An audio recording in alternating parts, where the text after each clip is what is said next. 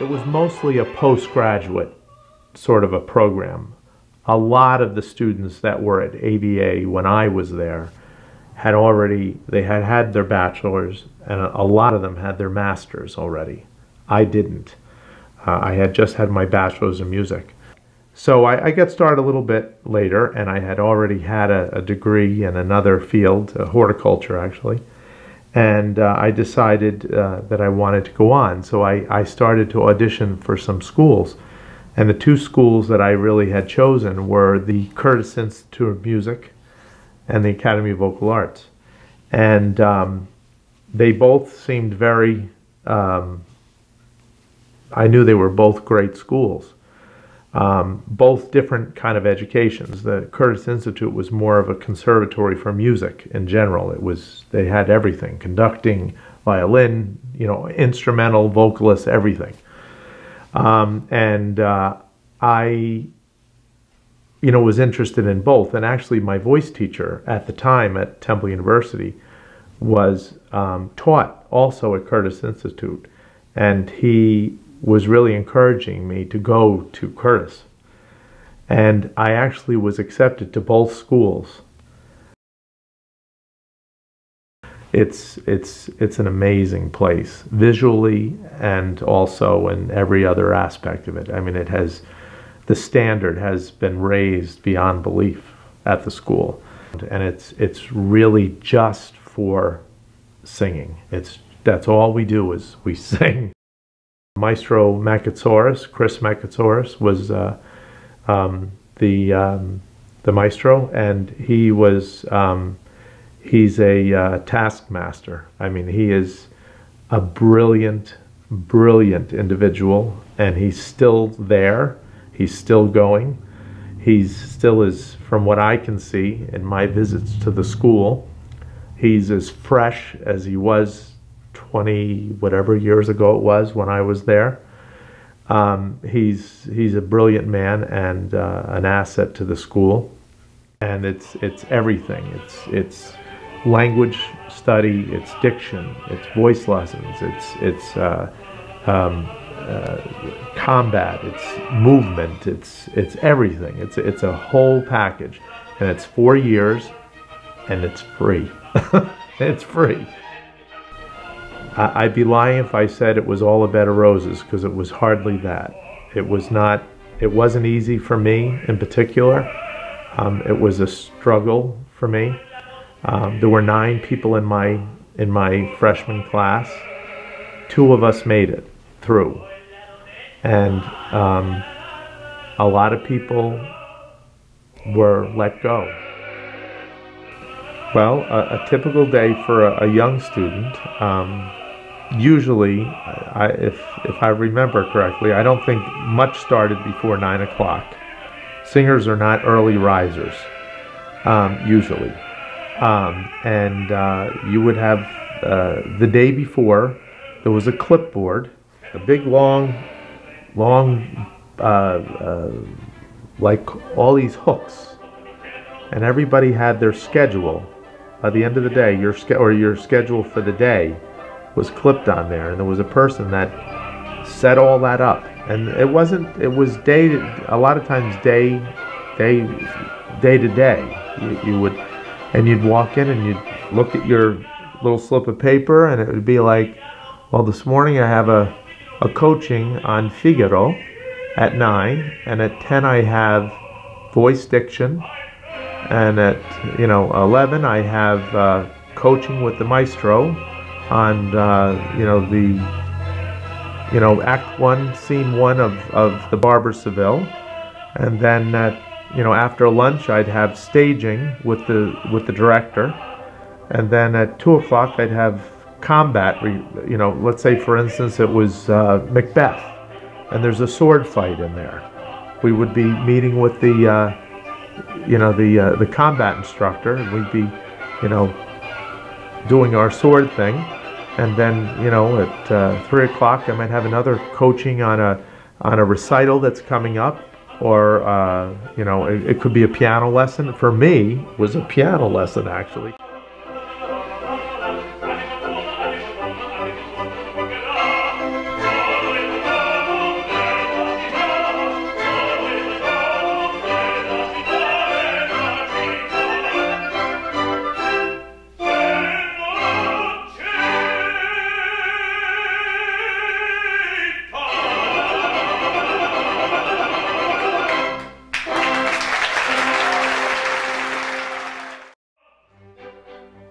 You'd have Italian class, you'd have German class, you'd have French class.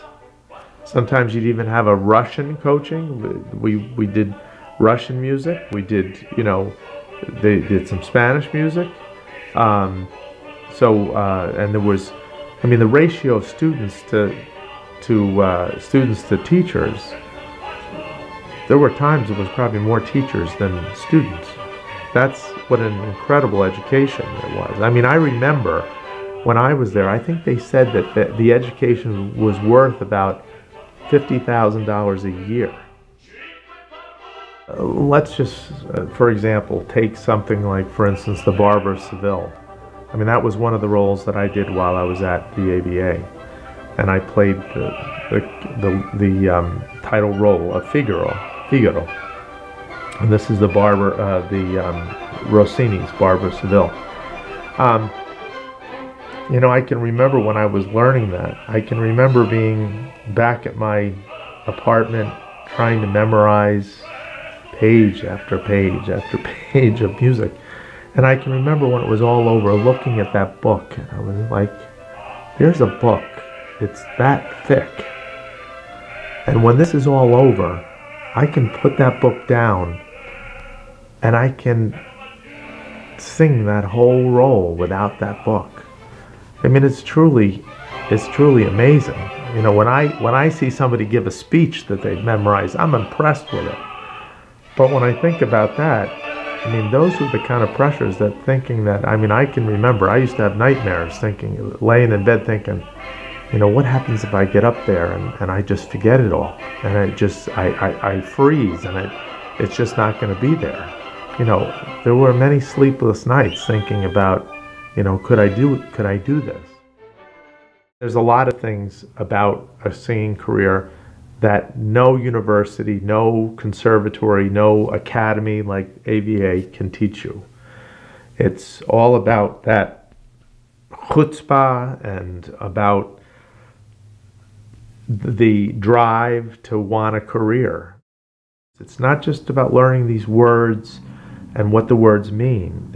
You have to make it real for you. These words have to mean something. You know, somebody took the time to write this poetry or these lyrics, and they meant something to somebody. These things you have to put that across, and that, for me, makes the difference between a professional and somebody that's just up there like a parrot, you know, just repeating words and notes. I had some really wonderful achievements in my short career. I mean, I won the Pavarotti competition, I won the Mario Lanza competition, the bel canto competition, I sang at Carnegie Hall twice. I had a small career, but it was a lot more than just, you know, being at the right place at the right time, which a lot of people use that phrase, like, oh, you have to be at the right place at the right time. Yes, but if you don't have it in your soul, I don't think it's going to happen.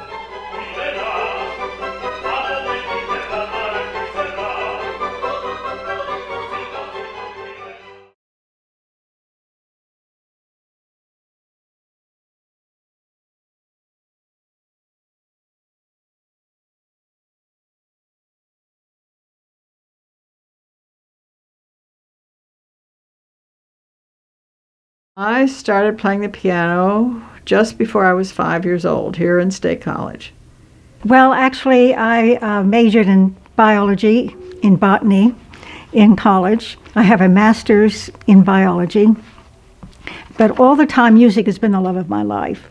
I went to college, excuse me, at Penn State, majored in music ed, and did accompanying there. And my parents tell me that when I was 3, I had their whole record collection memorized, you know, the composers and so forth. Whether that's apocryphal or not, I don't know. I played for the, in Washington, D.C., I played for the Air Force Officers' Wives Chorus, the Skylarks, and we performed sometimes with the singing sergeants and the Air Force Band on the steps of the Capitol. Well, Emalee and I met here on Long Island, and we have a local performing group which met every Wednesday morning. And so that's how I met her. A number of people would get together at every Wednesday, different person's house and perform. Emalee and Gil belonged to Kiwanis in State College, Kiwanis Club. My father was a Kiwanian. They were at the same table with my dad. And he heard them sing. I think it was the Star Spangled Banner. And he said to them, "You should meet my daughter. She's an accompanist." Well, you have to like teamwork, and you have to enjoy the ensemble, and that's why I do it. I really love to do it because I like working with another person. I love the repertoire. It's terrific. And it's just something that, you know, some people are solo performers. They just really want to do that. But I always love to do ensemble work. You follow them. I mean, too many people think, okay, I play the piano, I'm playing what's written, and I'm going to 1, 2, 3, 4, bing, bing, bing, bing. And you can't do that. You've got to be right there with that person. If they pause, you pause. And, you know, and you have to be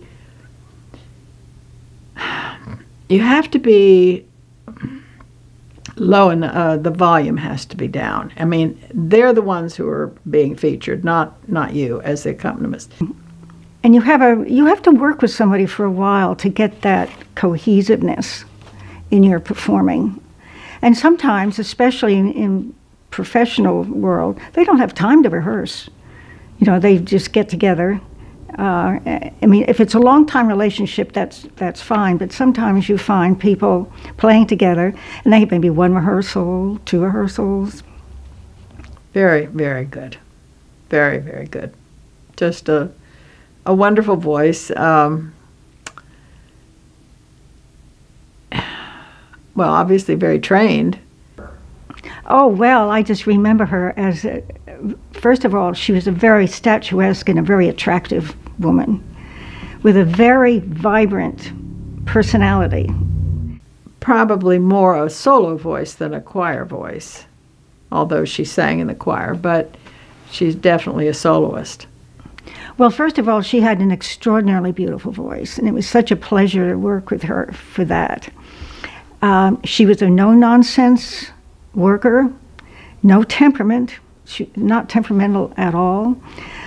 She would come to my house, we would rehearse together. She was always prepared, and we always had a good time working together. And as I said, she was a very intelligent singer. But the voice was really unusual. I felt it was unusual. Yeah, very, very talented and fun to play for. She had that kind of a face that was out there. You know, I think modeling people call it a big face, and not big, you know, in terms of size, but just a face that's really out there. And so she had that presence, and of course she was a trained performer. So when she would walk on stage, she had the kind of attitude and the kind of posture and everything that you would expect from a professional performer.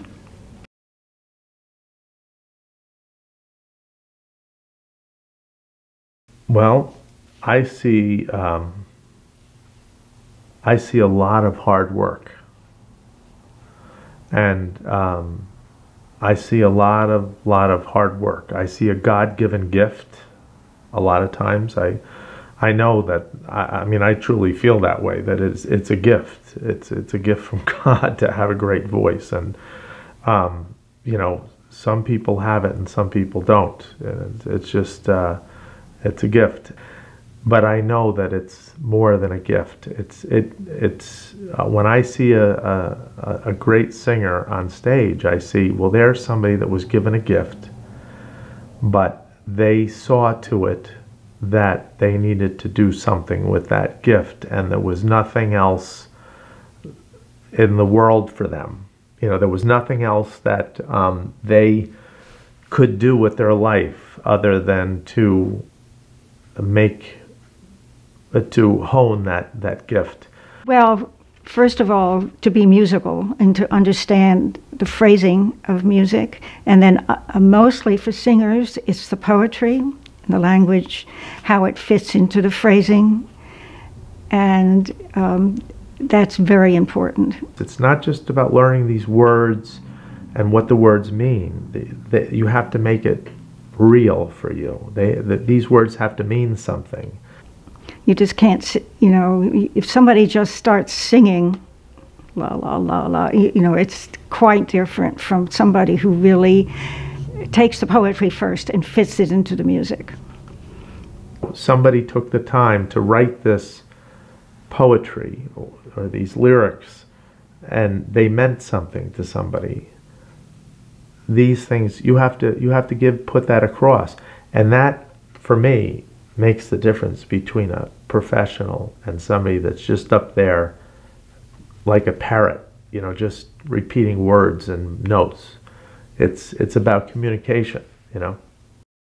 We did the art song repertoire, so that would be Schumann, Schubert, Wolf, Wagner, Brahms, Debussy, and some modern ones. So we did lieder or art song. Well, an art song is a piece of music in which the piano or the other parts and the singer, it's more like an ensemble. It isn't just the piano playing chords underneath the singer, or the singer or the melody the same as the singer. It's a real ensemble piece. So you don't expect the piano part to be mimicking the voice part.